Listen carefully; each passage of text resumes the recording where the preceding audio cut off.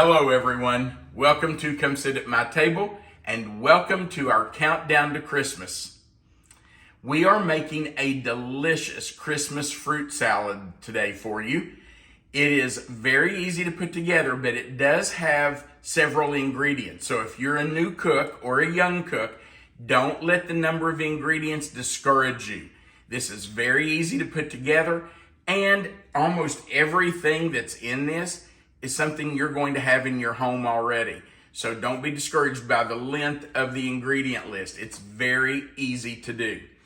All right, let's talk about what we're going to use to make our Christmas fruit salad.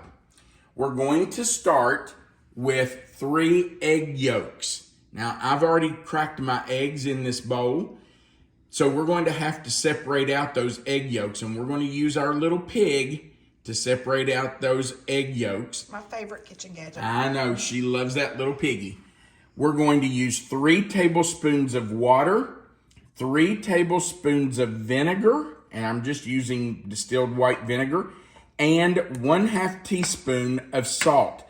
Now those 4 ingredients, the egg, water, vinegar, and salt, are going to go into a small saucepan, and we're going to cook those over low to medium-low heat until they thicken. Then we will remove that from the heat and let it cool completely before we continue with the recipe. Once that's done and that's cooked and thickened, we are going to whip 2 cups of heavy whipping cream. Now you'll notice I have not poured that in my measuring cup yet. That's because it's going to be a while before that egg mixture cools down after we cook it. And I don't want to pour my heavy whipping cream until we're ready to use it. So I'm going to stick this back in the refrigerator. You want to keep it really good and cold until you're ready to whip that cream. We're going to use 3 cups of mini marshmallows, a 20-ounce can of pineapple tidbits, and I have had these in the refrigerator, as well as an 11-ounce can of mandarin oranges. You want to keep those cold, as well as 2 cups of green grapes and a heaping cup of sliced maraschino cherries. I have sliced those into, some of them, if they were small, I only sliced them in half. The others I sliced into thirds. Then we're going to add in 1 cup of pecan pieces that I've just broken up. And finally, 3 tablespoons of lemon juice. Now, if you want to use a lemon and squeeze your own lemon juice, that's perfectly fine. But I have this bottle in the refrigerator, and I'm going to use it because I need to use that up. Okay, we're going to start by putting our egg yolks, water, vinegar, and salt in our little saucepan and get those beaten together, whipped together, just so we can make sure they're mixed well before we put them on the heat. So let me just jerk these egg yolks out of here. So much fun. Melissa loves this little piggy. Come on, there it goes. It just sucks those right up out of there. Well, normally it does. Let's see. There it is. It does such a good job. All right, so we have those egg yolks separated out. Now what am I going to do with those egg whites? Well, there are a lot of things. We could whip those up and make some meringues. We could make an egg white omelet. Any of that's delicious. So don't throw those egg whites away. There's 1, 2, 3 tablespoons of water. Now we need the same amount of vinegar. So I'm going to pour 1, 2. You'll notice I'm counting as I go. That's an old trick that cooks use. And 3. That helps you keep track of how many you've put in. Have you ever been putting something in like vinegar or water and you get partway in and think, oh my gosh, I don't remember how many I put in? Well, that's why cooks often will count as they do that. That way it helps them keep track of how many they have put in. Now I'm just going to use my little frother here. Look what a good job it does getting that mixed together. Broke those egg yolks right up and everything is mixed in. And you do want to do this gently because you don't want to slosh it out all over your countertop or your shirt, which I have a tendency to do. Okay, we're going to the stove. We're going to turn the heat on, and I am going to turn it to kind of medium low. And we're just going to start cooking and stirring, and I will stir constantly. You don't want this to burn, and you don't want to turn it up too high because those eggs will burn or scramble on you. So low to medium low is more than enough heat, and we'll just continue cooking and stirring until it has thickened.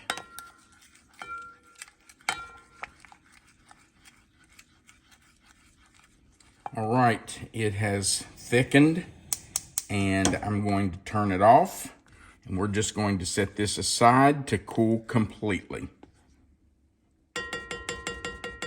Our egg mixture is close to being at room temperature, so we're going to go ahead and put our fruit together. We're just going to take our drained pineapple tidbits, and I did drain those well. You don't want a lot of juice in this because you don't want to make your salad watery or too thin. We're going to add our mandarin and our grapes. Now, if you want to cut your grapes in half, you can cut each grape. I don't like to do that because, again, it adds a lot of grape juice to it and makes it watery if they're cut.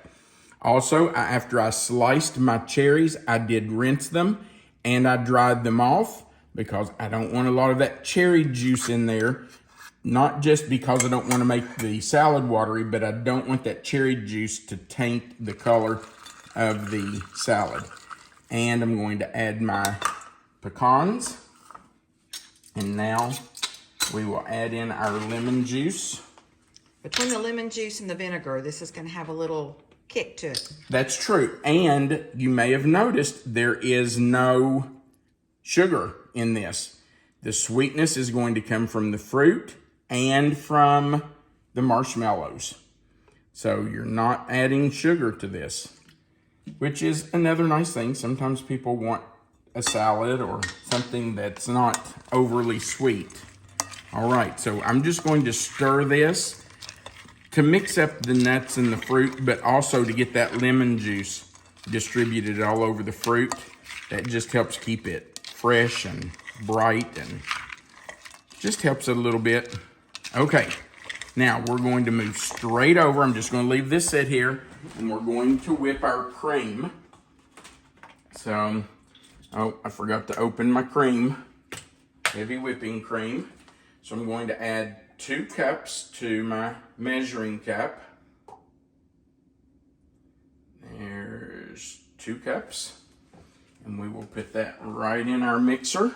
Now, if you don't have a stand mixer, that's okay. You can certainly do this with a hand mixer. I guess you could do it with a whisk and just a little elbow grease, but oh my, that might take some work. But I think you could do it. But I'm going to tell you, since I've got a stand mixer, I'm using it.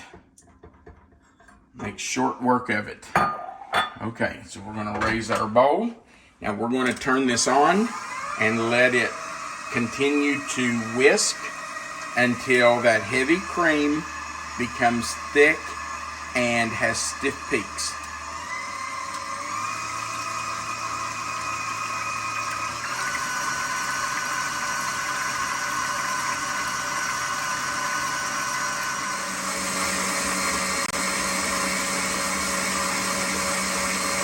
I do want to talk to you for just a second about the egg mixture. If you are concerned about the eggs getting cooked enough so you're not eating raw eggs, which isn't a concern for us, but if you are, you just need to use a thermometer and test the temperature of the eggs and make sure that they are at least 160 degrees when you're cooking them. Once they reach 160, they're safe and you're safe to eat them. Now, when I said they were going to thicken, I shouldn't have. Well, what I should have said was they were going to be thicker than, when they started. They're not going to be thick like a paste. It's just that they're going to be a little thicker. You can see how it drips off the spoon or off the spatula. So I just wanted to make sure that you understood that. It's not going to thicken. If you cook them until they're really thick, you're going to have scrambled eggs. All right, let's put this into our heavy whipping cream. And we're just going to fold that in with our marshmallows. Unless I'm gonna grab those out from under you here. And I always hope that I drop a few of these on the counter when I'm doing it. Because, you know, if you drop them on the counter, that means the cook gets those. There's 1, 2, 3 cups of marshmallows. Okay. And we're just going to fold all of that in. It doesn't take but just a second. And for those of you who are young cooks or new cooks, folding means you just go under and turn it over. You're just turning it over on top of itself. You're not stirring, you're not beating. You just want to go under it and turn it over. Get the colors to blend together. That's right. You don't want to see any streaks of that egg in there. You want to make sure it's blended completely. If you see any streaks of that yellow egg mixture, just keep folding until it's all blended in. And that's pretty good. I don't see any more streaks. Got a little bit on the side. Do I? Okay, There let's you go. get that blended in then. Okay. All right, now we're just going to put this right into our fruit mixture, and we're almost finished. The nice thing about this is that you can make it ahead of time. Absolutely. I love that about this recipe. In fact, you can make this the day before you're going to use it. I think it's a little better if it sits for several hours or overnight. So if you want to make it ahead, you can certainly do that. It allows all those flavors to marry, and man, it's delicious. So, and if you have leftovers, it's really good the next day. All right, I've scraped out about all I can get out of there. Now, let's get all that off our spatula. Okay, now we're just going to fold that in to our fruit. And it's going to take a minute. Just take your time. Just go under and over. Just fold it in gently. You just want to get it all mixed together. Don't be rough with it. You don't want to deflate your cream, but you do have to stir it together and mix it. All right, I'm just going to continue mixing until we have it completely combined.